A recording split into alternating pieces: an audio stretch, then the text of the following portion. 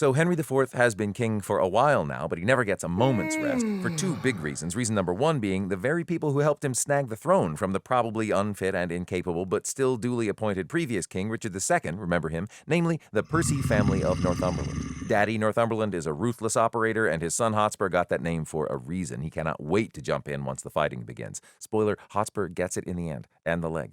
The Percys haven't even given Henry a moment's peace for his pet project, a crusade in the Holy Land. Oh, our problematic faves.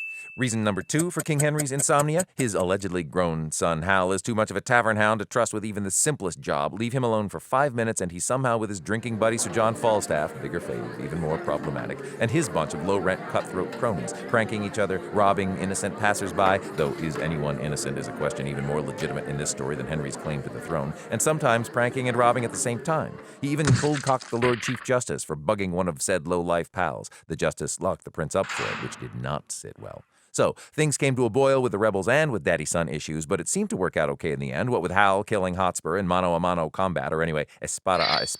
Falstaff somehow managed to sweep in and take credit for the kill, but Hal let him get by with it for old time's sake. By the way, don't tell Northumberland Hotspur is dead. He called in sick for the battle and doesn't know it yet.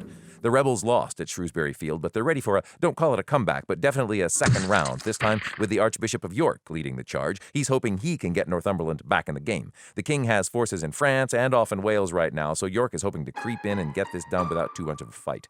But don't underestimate Henry. He can handle himself, even sick. He's got some extra sons ready in case Hal decides to make with the singles-era Matt Dillon level slacking when it's battle time. Humphrey of Gloucester, who we bring up just in case we ever get around to the Henry VI plays, and John of Lancaster, steely-eyed little fellow, watch out for him. Their older brother Hal is first in line, but the spares to the heir have a trick or two ready when the Shakespeare hits the fan in Henry IV, Part 2.